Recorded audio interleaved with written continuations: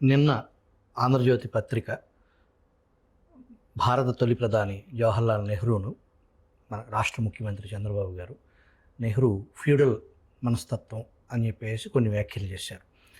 దాన్ని ఎలా చూడాలండి? ఇది చాలా విచారకరమైనటువంటి వ్యాఖ్య.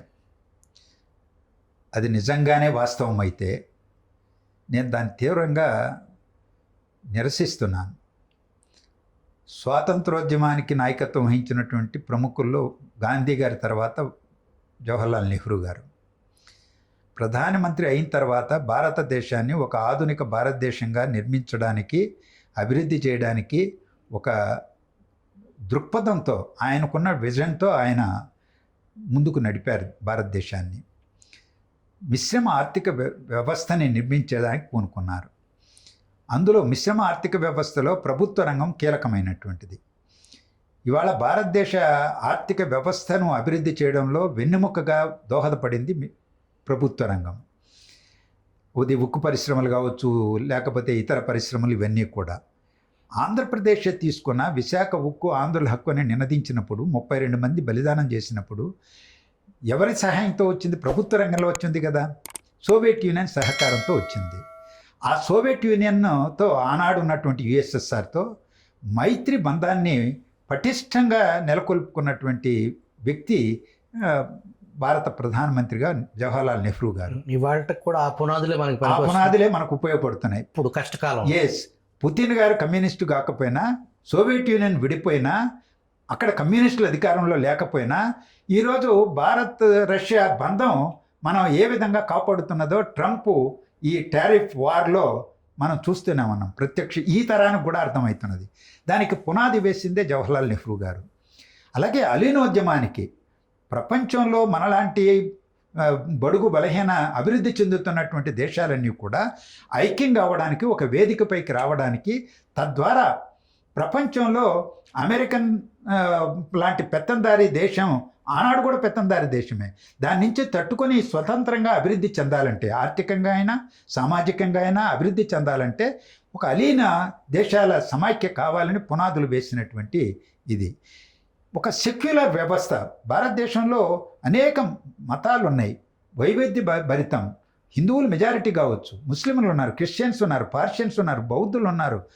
ఇవన్నీ ఇన్ని మతాల కలయిక కలిగినటువంటి దేశంలో లౌకిక వ్యవస్థ పరిరక్షణ అనేటువంటిది అనివార్యం, అవసరం. అది లేకపోతే దేశ ఐక్యత ప్రమాదంలో పడుతుందని భావించినటువంటి వ్యక్తి జవహర్లాల్ నెహ్రూ గారు. అందులో రాజ్యాంగ రచనలో కానీ, తర్వాత భారతదేశ నిర్మాణంలో కానీ, భారతదేశంలో లౌకిక వ్యవస్థను పరిరక్షించడంలో కానీ, సమాఖ్య వ్యవస్థను నడిపించడంలో కానీ, అలాగే ఇంతవరకు మనం మాట్లాడుకున్నాం నీటిపారుదల, దానికి సంబంధించి రెండు తెలుగు రాష్ట్రాలకి ఈరోజు అన్నం పెడుతున్నది, జీవనాడిగా మారినటువంటి నాగార్జున సాగర్ ఎవరు శంకుస్థాపన చేశారు?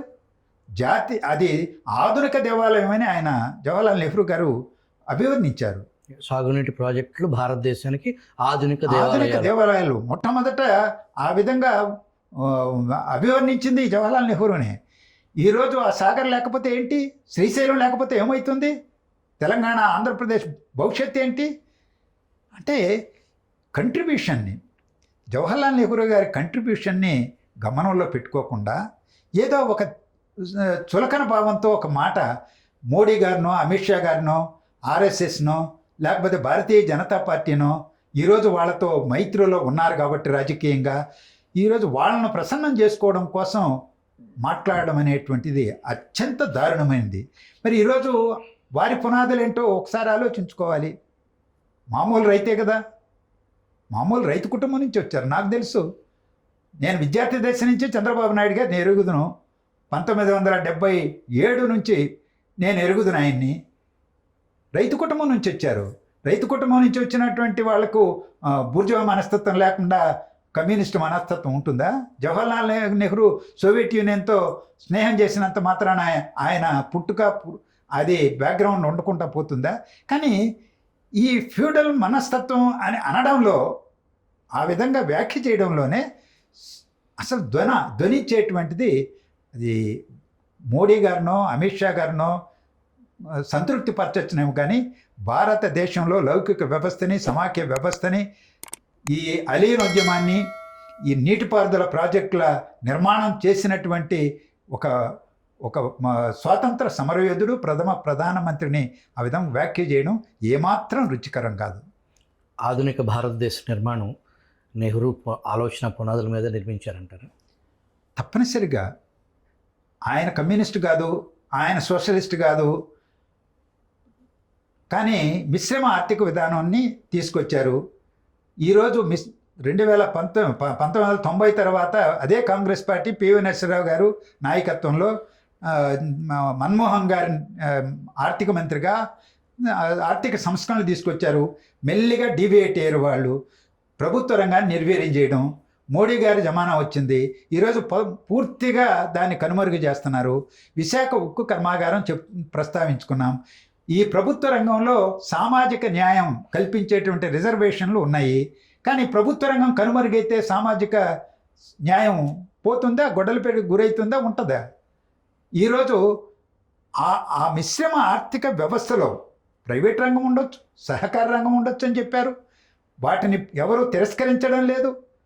ప్రైవేట్ రంగాన్ని ప్రోత్సహించద్దని చెప్పడం లేదు. రాయితీలు ఇవ్వమంటున్నాం. సహకార రంగాన్ని కూలగొట్టేశారు. ఈరోజు ప్రభుత్వ రంగం ఎంత బలంగా ఉంటే, పునాదులు ఎంత గట్టిగా ఉంటే దేశం అంత బలంగా ఉంటుంది, అభివృద్ధి చెందుతుంది. ఈరోజు 1947 నాటి పరిస్థితి ఏంటి? బిర్లా, టాటాలు పెట్టుబడులు పెట్టమంటే మా దగ్గర పెట్టుబడులు లేవన్నారు. అమెరికాని అడిగితే మేము ఇవ్వమన్నారు అప్పు. బ్రిటిష్ ఆనాటి వరకు మనం దోచుకున్నటువంటి బ్రిటిష్ యునైటెడ్ కింగ్డమ్ని అడిగితే మేము ఇవ్వమన్నారు, సహాయం చేయమన్నారు. సోవియట్ యూనియన్ ఆర్థిక సహకారం చేసింది. లేకపోతే ప్రభుత్వ రంగానికి ఏ విధంగా నిర్మించబడింది? భారత ప్రభుత్వ రంగంలో అనేక సంస్థలు వచ్చినాయి. అవే కదా హైదరాబాద్ ఏ విధంగా పెరిగింది? బిహెచ్ఎల్, ఈసీఎల్ అన్నీ కూడా రీసెర్చ్ ఇన్స్టిట్యూట్స్. దాని తర్వాత ప్రైవేట్ పెట్టుబడులు కూడా వచ్చినాయి. మనం పూనా తీసుకున్నా, బెంగళూరు తీసుకున్నా, చెన్నై తీసుకున్నా, ఎక్కడికి పోయినా ప్రభుత్వ రంగం ఒక విరుసులాగా పనిచేసింది. భారతదేశ ఆర్థిక వ్యవస్థకు వెన్నెముకది ఈనాటికి కూడా. కానీ ఈరోజు వాటిని తృణీకార భావంతో వాటిని ఏ విధంగా పెట్టుబడులు ఉపసంహరించాలి, లోటు బడ్జెట్లు పూడ్చుకోవాలి, కార్మికులను తొలగించాలి, ఈ నీతి ఇప్పుడు వచ్చింది. ఉచిత పథకాలతో చిల్లరే. ఈరోజు ఉచిత సామాజిక భద్రతలో భాగంగా సంక్షేమాన్ని ప్రోత్సహిస్తాం. కానీ ఈరోజు ఎంత మూల్యాన్ని విచ్చలవిడిగా ఈరోజు అమలు చేస్తున్నారు. ఈ ఓటు బ్యాంక్ రాజకీయాలతో వాటిని విచ్చలవిడిగా అమలు చేస్తున్నారు. విచక్షణతో ఆలోచించి పథకాలు రూపొందించడం లేదు, అమలు చేయడం లేదు. ఈరోజు వృద్ధాప్య రైతులు ఉన్నారు. 60 ఏళ్ళు 50 ఏళ్ళు కష్టపడి ఉంటారు. ఈరోజు వృద్ధాప్యంలో ఉన్నారు. వాళ్లకు మరి పెన్షన్ ఇవ్వడం లేదే. ఇవ్వచ్చు కదా. అంటే వృద్ధాప్య పెన్షన్ ఇస్తున్నాగా అంటారు. అది గౌరవ సూచకం కాదు. నేను ఎప్పటి నుంచో డిమాండ్ చేస్తా ఉన్నా. రైతులకి, అందరికీ అన్నం పెడుతున్నటువంటి రైతుకు ప్రత్యేకంగా పెన్షన్ ఇవ్వండి. 5,000 ఇస్తారా? రైతు పెన్షన్ అని ఇవ్వండి. ముందుగా తీసుకొని వాళ్ళు జీవిస్తారు. అనారోగ్యం పాలైతే హాస్పిటల్కి వెళ్తారు, ఖర్చు పెట్టుకుంటారు, మందులు తీసుకుంటారు. ఈరోజు పిల్లల మీద ఆధారపడాల్సిన పరిస్థితుల్లో ఉన్నారు. అందువల్ల అలాంటివి చేయండి. అలాంటివి చేయరు. రైతు పెన్షన్ ఎందుకు పెట్టరు? వృద్ధాప్య పెన్షన్లో భాగంగా 3,000 4,000 ఇస్తాం, తీసి బతకండమని. అలాగే ఇతర అంటే అవన్నీ ఇవ్వాలి. వికలాంగులకు ఇవ్వాలి, వితంతువులకు ఇవ్వాలి, ఒంటరి మహిళలకు ఇవ్వాలి, లేకపోతే వృద్ధులకు ఇవ్వాలి. ఆ పెన్షన్లు అవన్నీ సామాజిక భద్రత. ఆహార భద్రతలో కూడా రేషన్ షాపుల ద్వారా ఇవ్వాల్సినటువంటి ఆహార ధాన్యాలు ఇవ్వాలి. ఇవన్నీ సరైనటువంటివే, కాదనే సమస్య లేదు. కానీ అదే కోవలో మనం అన్ని జాబితాగా పక్కన పెట్టుకుంటే ఇంట్లు పెట్టేటివేవి, టిక్కులు పెట్టేటివేవి అని మనం చేసుకోవచ్చు.